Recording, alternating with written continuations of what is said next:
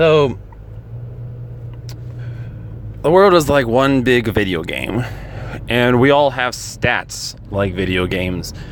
And, we can turn psychology into this boring Sigmund Freud, Howard Gardner, Jung, and many other great minds and people, Carl Rogers, for example, others who have changed the world and seen discoveries about how the human mind works and how it has changed society, and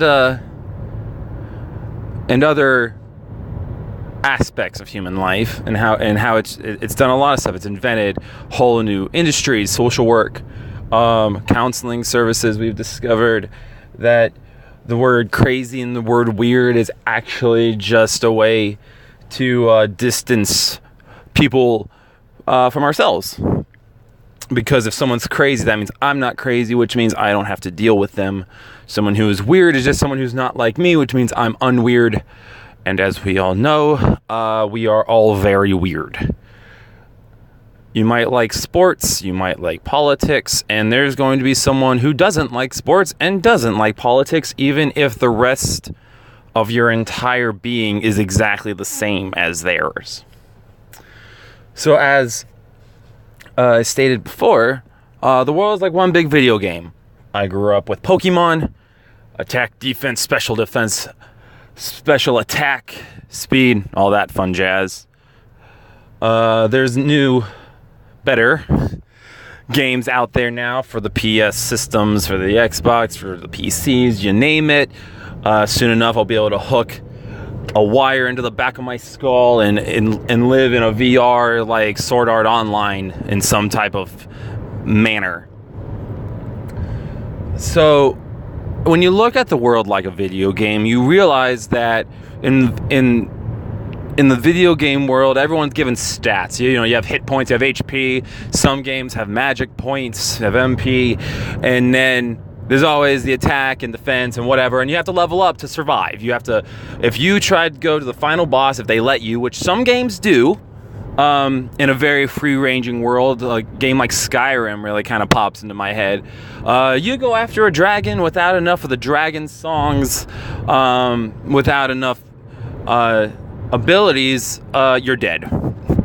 And when you level up to a point, the game actually becomes excessively easy. For example, if anyone has played Skyrim, there are things like giants. Well, if there are certain there's a dragon song, there's an ability that lets you summon a dragon. Sorry if you've never played the game and I spoiled some things, but you can summon a dragon. This dragon will kill this giant for you in about 5 seconds if you do it right. Before you get this dragon song, before you get this ability, giants are damn near impossible to kill. Okay? So, for someone who's never experienced that, for someone who's never gotten that far into the game, they deem these giants, this opposition, to be impossible.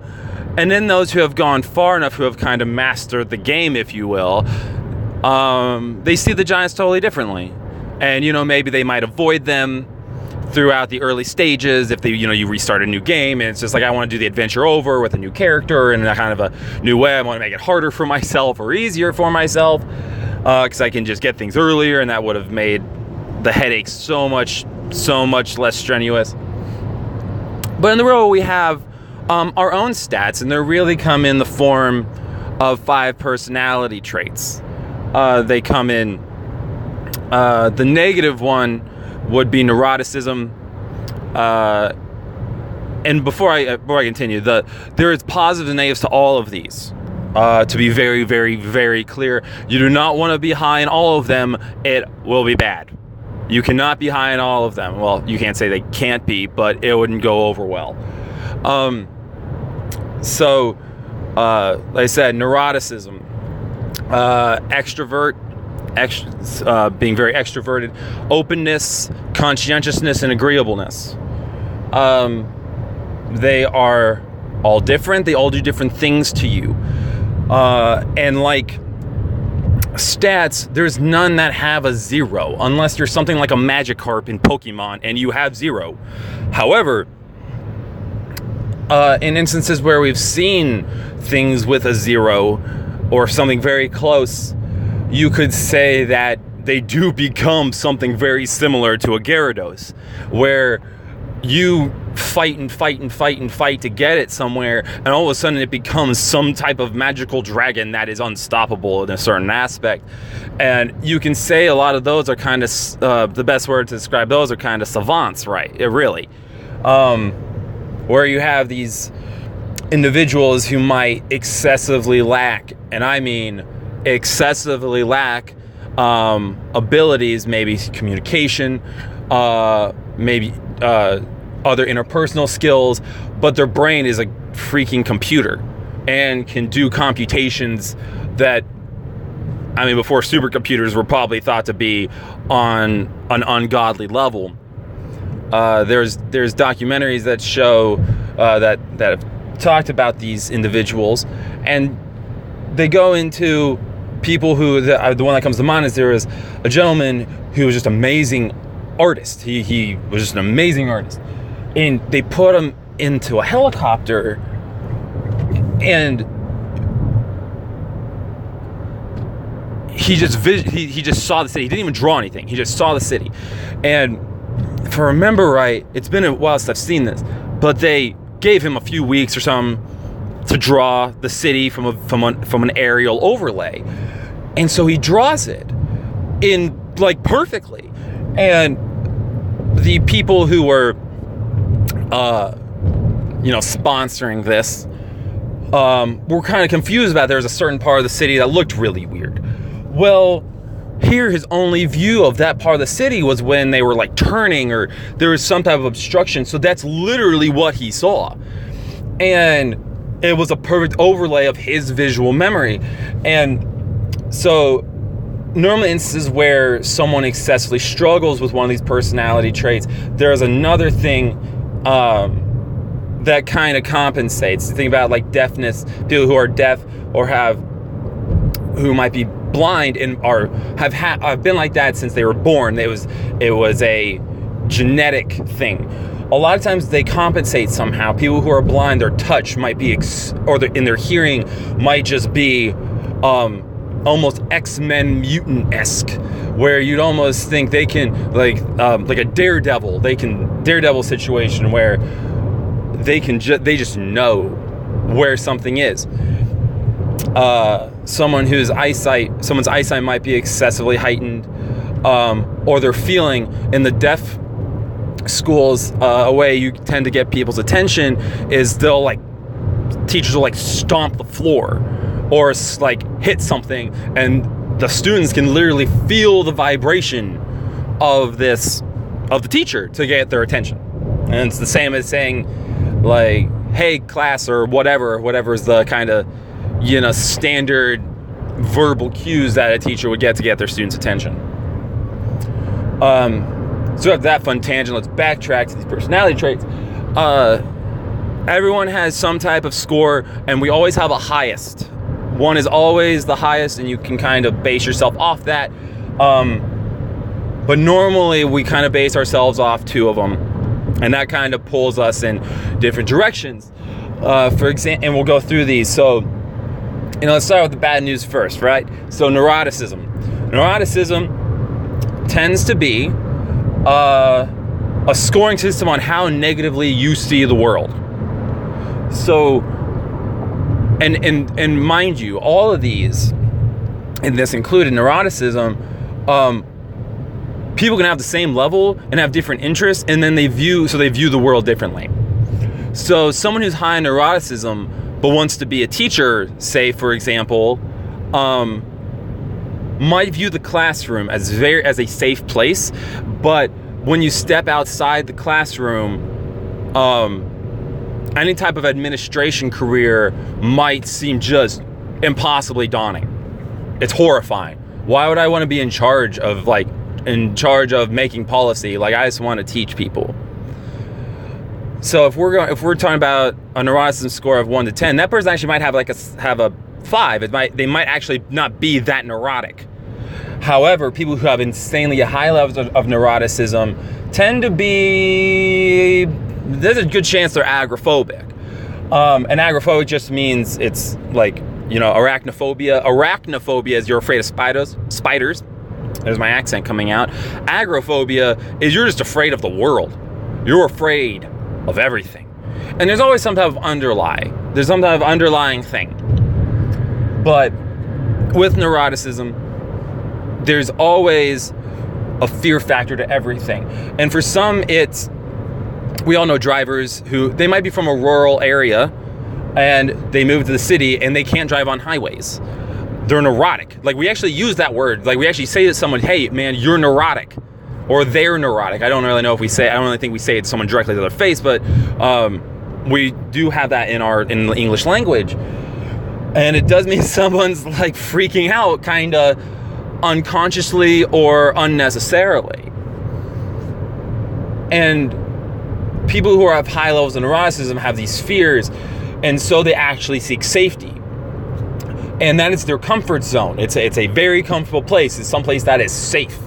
And they have to deem something that's safe. So, for example, I played baseball as a child. I do not like things being thrown at me. It's fine that a pitcher isn't aiming for my head. I think every pitch is coming at my head. Yet, I'm not afraid to go on a 10-mile run and make my legs turn to jello and make my lungs burn. And some people would say that's a very, commonsensical. Oh, you don't like objects thrown at you, yet you want to stay in shape. Well, yeah, but there are a lot of people who hate running and feel, in the first moment they feel like their lungs are burning, they feel like they're going to have a heart attack.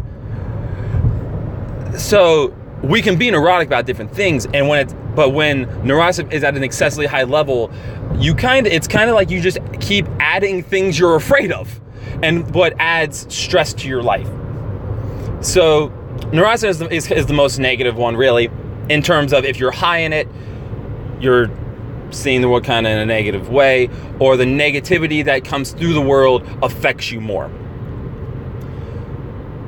Now, extroversion is something that I think we all can wrap our heads around. An extroverted person is someone who's just out there. They have to interact with the world. We think of them as talkers, right? But that's not necessarily the case, because the polar opposite of extroversion is introversion. As we all know, you're an introvert, you're an extrovert.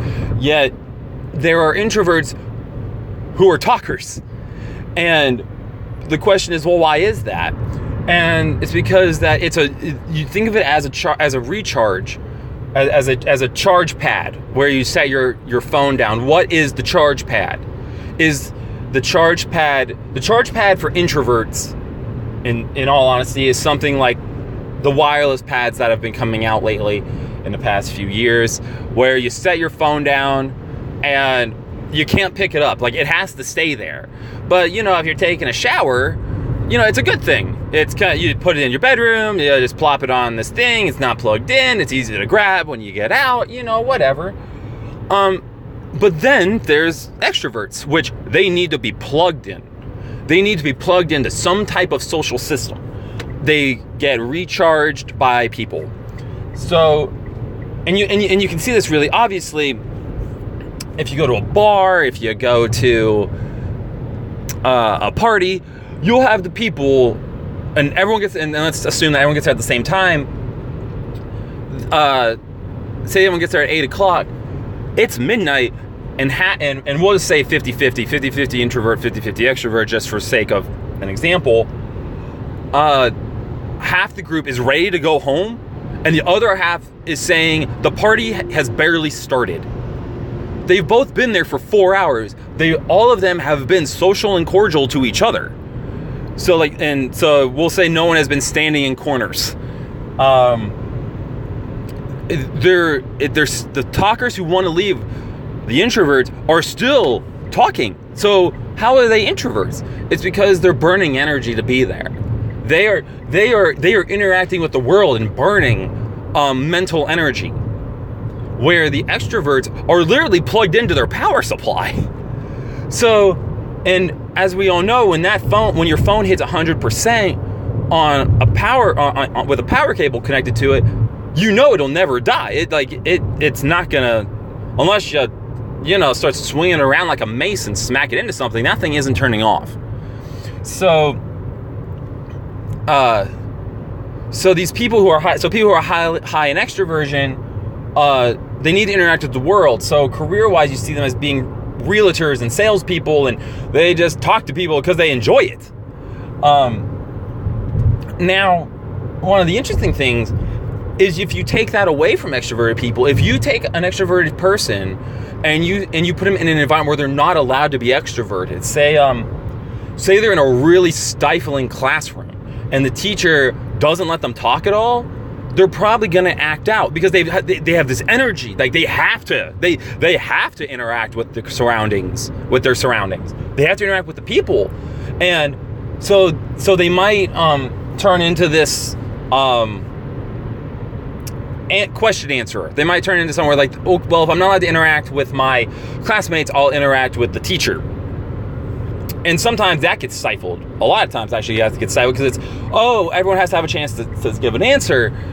And so these people get stifled. In the working world, you might say this person's really talkative and is just really energetic, and it turns into and they say they get a job for Amazon at a at a warehouse, and when they talk with their hands, maybe, so they actually can't pick up the packages, or at least as quickly. And so their manager or their boss or supervisor or whoever is in charge, maybe it's even their own coworkers, who now have to pick up the slack, get them in trouble. And so this person is constantly, it's being reinforced that, like, hey, you can't be you. You cannot be extrovert. You cannot be you and be here. It's having a negative effect on your surroundings. Well, that person starts to hate their surroundings. They essentially hate their life in those moments because they can't be them. And the tentacles that they reach out into the world to interact with the world are just being chopped off by axes. So a part of them is literally being severed. It's painful. And going back to neuroticism, someone who isn't in a safe place, think of it like a force field. They need a safe place. They need this force field around them. When the world is uncertain and there's all this uncertainty, that's like an axe, like literally just whacking at their force field. It hurts. And so you'll see as we go through the other three, it's painful when you're not allowed to be you. Next we'll talk about is openness.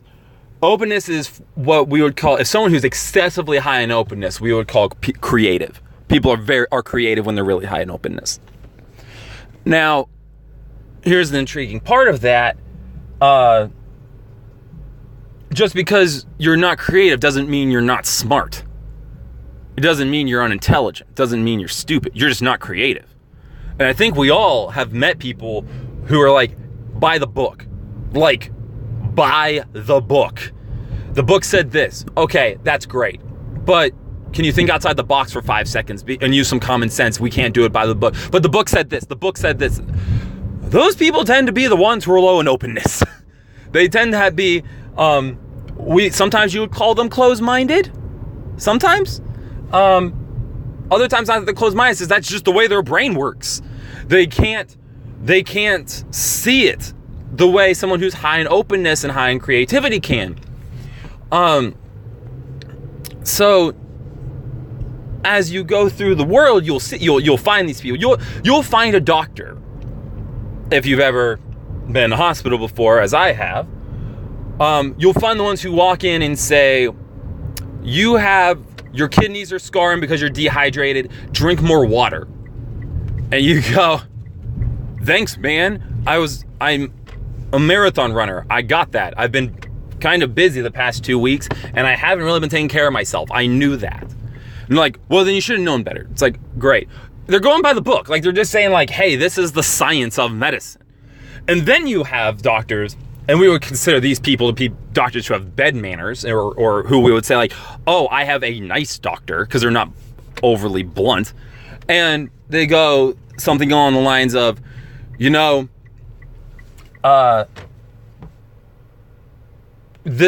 your kidneys are scarring, and if this happens again in any way, shape, or form, it doesn't matter how, you might need a kidney transplant. Maybe, I'm not sure. But if you keep treating your body this way, you know, it could also start affecting other things. Toxins will get through. You could damage your bladder. You could do all this other stuff could happen. And you're just like, oh, that might be a problem. And so they're thinking outside the box, right? It's not just by the book. Even though they are using the book knowledge, they are using the academics.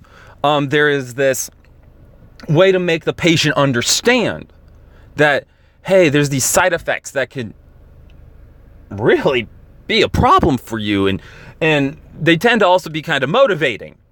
And as we all know, the whole reason the medical field is in business is because people don't actually take care of themselves that well. We're told to go to the doctor once a year. And actually, we'll use dentists, for example. Dentists are actually a really good example of this. We're told to take care of our teeth, yet there are so many of us who don't take care of our teeth. And that's the whole reason they're in business. And why there's so many. All you have to do is brush your teeth twice a day, and you never have to really go to a dentist. Gotta go. And there's always offshoots. There's always offshoots. But for the norm, that's the case. Now, we were on openness. So, creative people have to be creative, and if you don't let them, if you stifle it,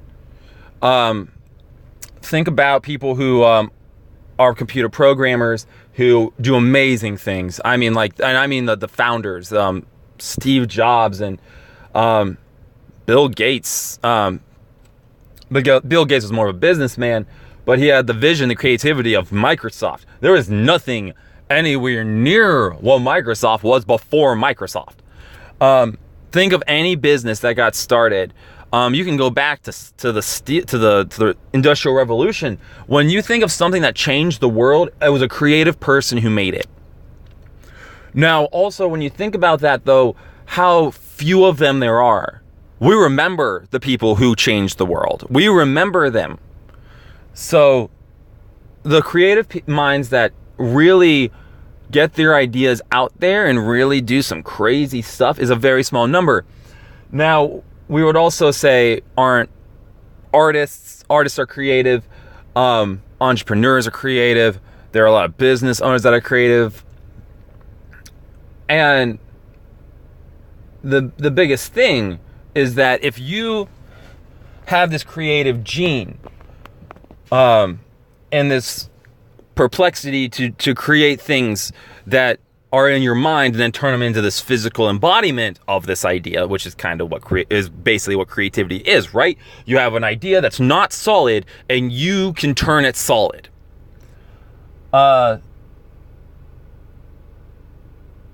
You need to find, for your own happiness, you need to find some way to do that. Now, some people's creativities are kind of service-based.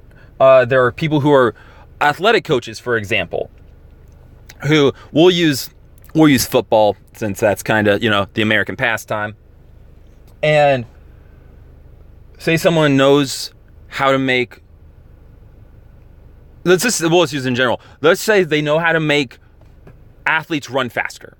So we'll just actually do this all across the board in all sports. So this person does a speed camp. This person knows how to make everybody run faster. Doesn't matter what sport they are. They will end up, this is a creative thing, because as times change and technology gets better, there are more people who can do it. There are more teachers, Mainly because the less creative people, I guess, remember I said earlier, it's not like they're stupid. It's just they're not that creative. And when a book is written, some people are really, really good at taking the book and applying it to real life. So there are people who can learn Java in 2 weeks with a book, but they could never have actually ever developed Java and other computer programs. So I get off example tangents. So back to our speed coaches. You can be creative in knowing how to make someone better physically. That's a service. So, but it takes the same amount of creativity to do that as it does to make a Microsoft, because it's, how do I do this when there's no examples for me to go off of? There's not an example. There's no one to watch. There's no mentor to teach me. Now, there are people who they educate themselves through other means, and they use it to amalgamate, and combine all these other disciplines into something new, and their creativity might be in figuring out how to combine them. For example,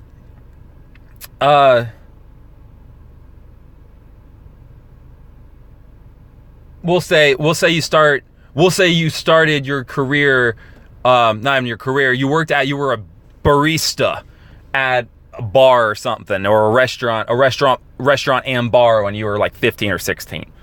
And through that, you learn customer service skills like nothing else. You had a demanding manager. You had to be a pro at 16. And not a lot of people stayed there because the managers were kind of not very agreeable. They were very blunt, and basically when you messed up, they told you to your face in a manner that probably wanted to make you cry. And so not a lot of people stayed. Well, say you survived for 3 or 4 or 5 years, whatever. And you worked all the way through high school, and you moved your way up. You became a server. You might become the bartender, and you realize, as you know, everyone who stayed kind of is very similar. They're these people who can take this criticism, and so you end up leaving. You finish college, or you just don't finish college, but you just end up leaving for more money or whatever, and you start working for a little small business. Well, they end up having you help them hire people. And you kind of learn the skills of like this HR type of stuff. And you're like, yeah, this is kind of neat. And you learn how to negotiate salaries, and you learn how to do all this stuff. Well, all your experience before was you were one hell of a talker. And you had to do things in this very professional customer service oriented manner. Well, now you have to learn. It's negotiating. There's not really a protocol, and so they're showing you like, oh, like you can't be just confined to this box, and this is how you do this, and this is how you do that, and here's just government procedures. Like you can't just fire someone just because you want to fire them, and so you're in this job for a few years. You say it's an office manager job at like a dentist office, and you get bored of that. And you meet someone who's, say, like a recruiter, and they tell you how much they make, and you go, man, I could do that. I could find people jobs. I could convince people to hire other people. And so, you go off, and it's just you, and you start this business out of your basement, and it's not going well because you're listening to other people, and other people are telling you how they do it, and you're kind of looking up procedures from companies. And next thing you know, you're like, screw this, man. I'm going to do it my way. And next thing, and you're combining all of these different facets of the experiences that you had in your past, and you're turning them and you can turn them into this successful process, a successful strategy. And I use the example of starting your own business, but this can be for anything. You work for one company, you get hired to work at another. They say, do it this way, do it that way. And it's, hey, man, we can do this way better. We can do this better, but there stay steps 1, 2, and 3 you can't change. Well, you got to find some way to combine the steps of the company you came from into steps 1, 2, and 3 at this new company. And that takes creativity. You can't just, there's no book to do that.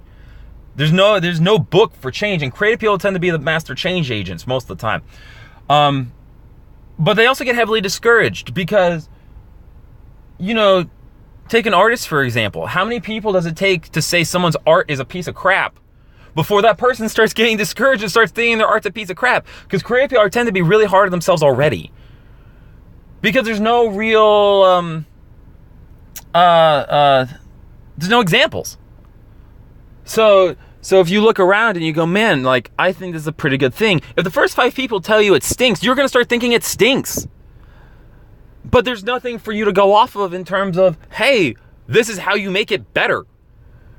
And the crazy thing is, you could actually be really good at it. That's like the amazing thing. Think about the first computer programmers and stuff. People, the first automations. There was no one to say, like, that's a great idea. If you told the world, walked down and said, hey, this is going to take everybody's job and it's going to make everybody's life so much easier. The first thing we say is, it's going to take our jobs? We don't want that. That's a horrible idea. And here we are in 2019. Automation taking over the world. But the average, like, IT person, which automation created, makes like above average salaries in like every country that IT gigs are based. So some things fade and new things come. So yeah, and there's more to all of these, and so next up would be conscientiousness. Conscientiousness includes really the ability, you're just aware, right? So you're excessively aware of yourself and the stuff around you. And one of the very interesting things about people who are very conscientious is that they need to kind of be doing things. They need to have a goal. They need to have a mission. So you see people who like tend to work 60 hours a week. They, or not even 60, right? 80, 120. They tend to be high in conscientiousness. They tend to have this desire to just do stuff. And the thing is, you cannot, I will repeat, you cannot tell somebody who's really excessively conscientious to like slow their ass down. Like, you can't. It ain't gonna go well. Because, and as we'll say, like, we're not talking about agreeableness yet, but say someone's really high in like conscientiousness and agreeableness, they might tell you like,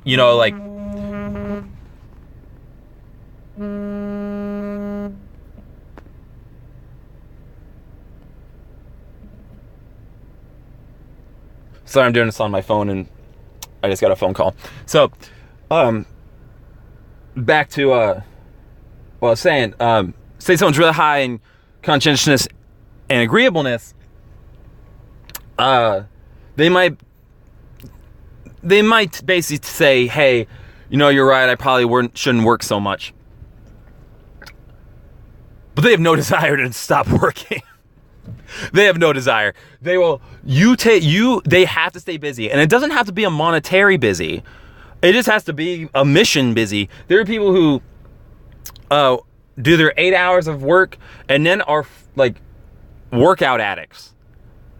There are people who are they volunteer a lot. They volunteer for something, either in their community or maybe with their church. They're just they just need to do something. And you'll see a lot of people who will actually do this with their children, and where would we call them good parents? Sometimes. I mean, sometimes they can become the micromanaging, got to be on top of their kids 24/7 types as well. Which is a whole different discussion, but it's not a good thing. It's not a good thing to be on top of your kids 24/7. You need to let them grow wings and fly a little bit. So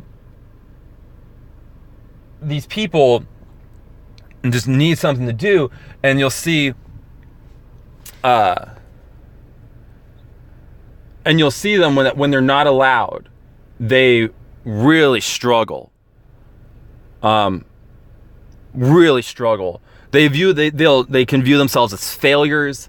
They can view themselves as any number of things that like, pick your negative word.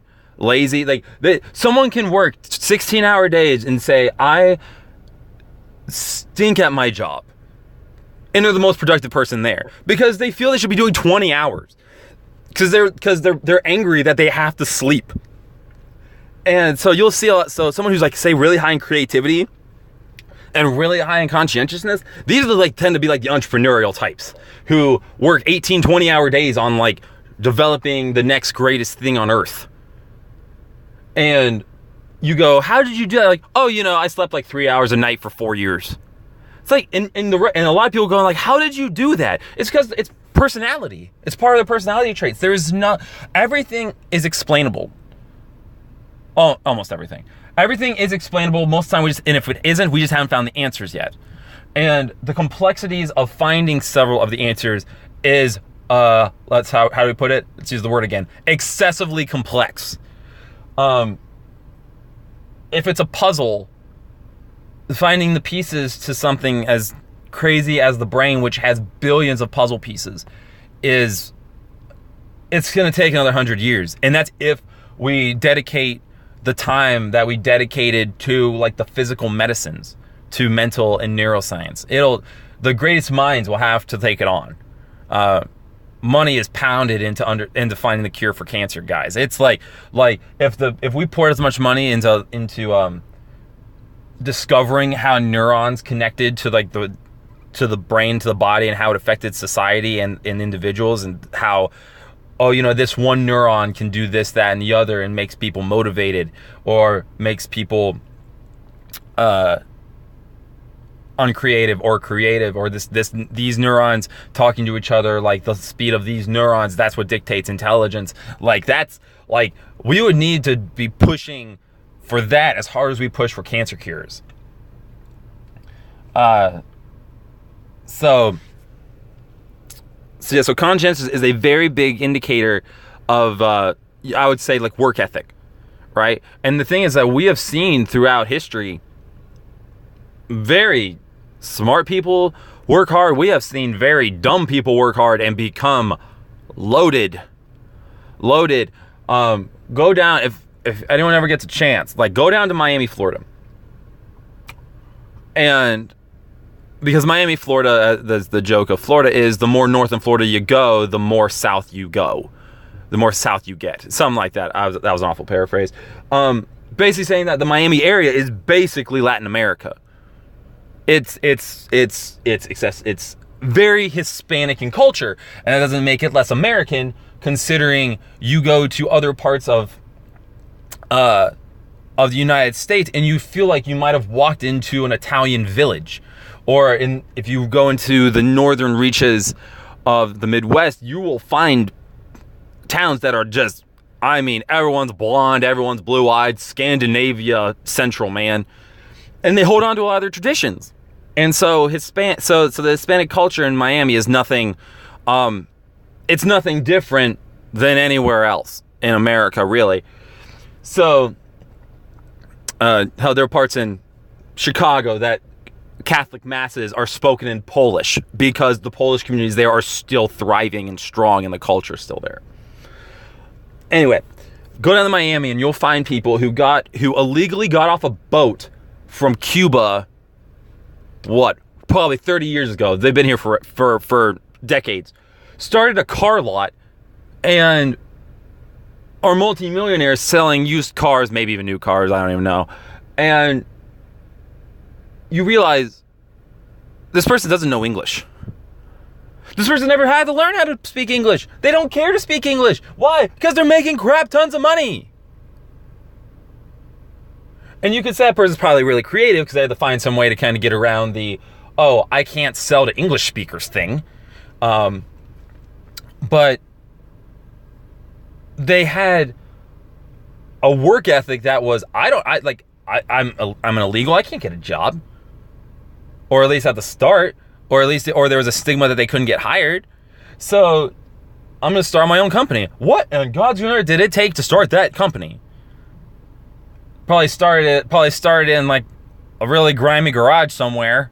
Might not have been the best start, but you know, here we are. They're in a freaking business suit every day with their chest puffed out, and they should have their chest puffed out because they earned it. Because they worked their tail off, and those are the conscientious types of individuals. And there's more to it. You could dive so deep into all of these, and each one of these has a reverse, which, as I make more of these, we'll go into, and we'll go into other fun little topics. So, the last one is agreeableness, and agreeableness, we tend to think of it as a feminine trait. It tends to be more in females. However, the data shows when you say it is more females, that doesn't mean it's like 90-10. Okay, that means it's more like 60-40, 75-35.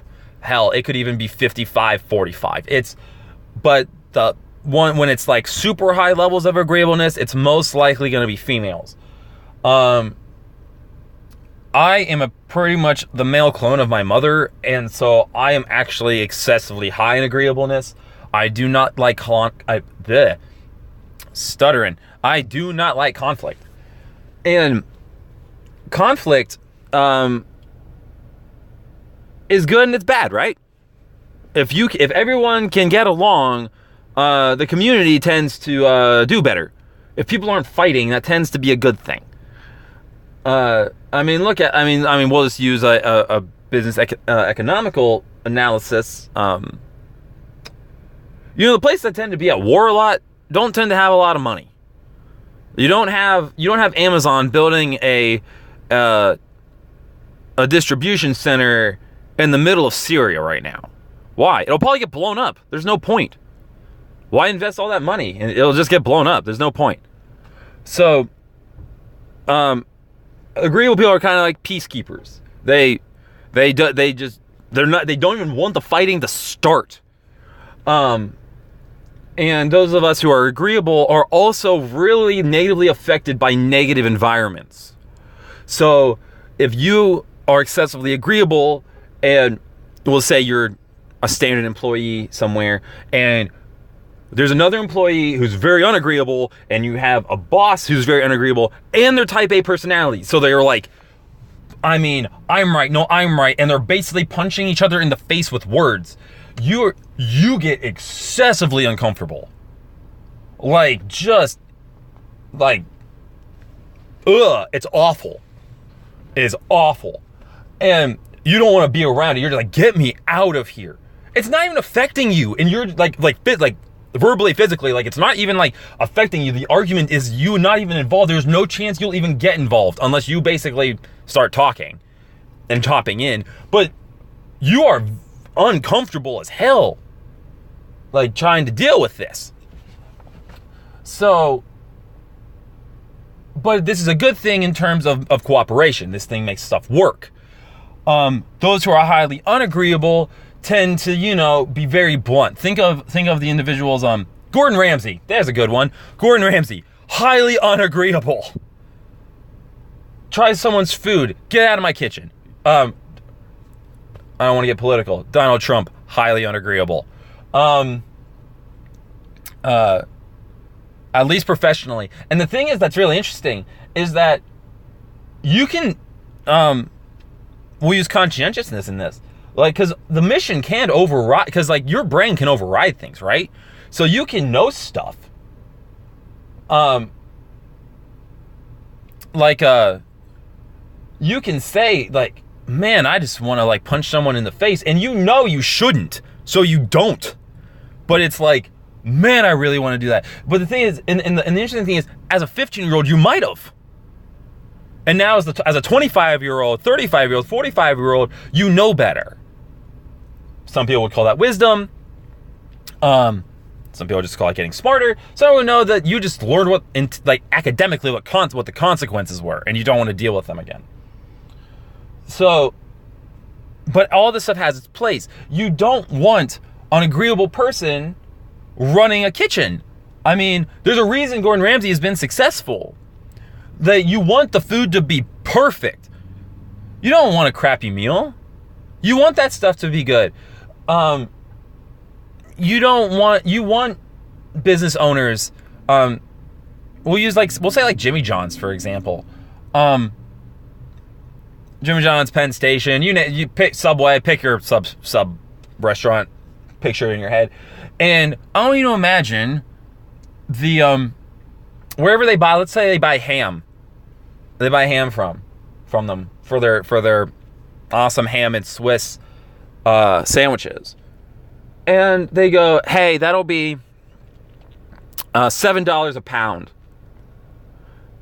An agreeable person might be like, that's kind of high. I could get it cheaper somewhere else. But I don't really want to fight over this because I would get really uncomfortable. And blah, blah, blah, blah, blah, blah. You want that person to have at least some strength of unagreeableness. You want them to be like, I can get for $4.50 from this other guy.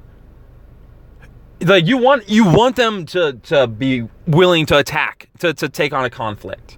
Because that's how things get done. That $7 per pound of ham turns that sandwich from $5, from a $5 footlong, into a $6 footlong.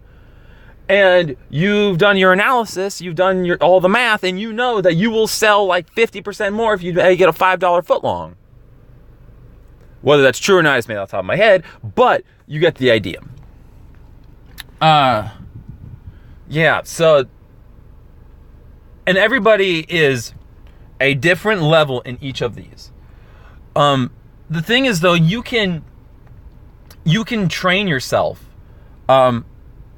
through life, really. Most of this is through life. If you would want a teacher, that's where like you end up going to a psychologist or a counselor for. And what a lot of people don't realize is a lot of the people who teach us things through life are just psychologists and counselors who we didn't pay. You want to become more conscientious? Get your butt around people who are excessively conscientious. Get yourself around workaholics and realize how little you work. You want to learn how to negotiate and you're excessively agreeable. Get around people who are excessively negotiable, who are very blunt. Your scores might change. You might become less agreeable in terms of in that setting. You know how to do it. It becomes a skill.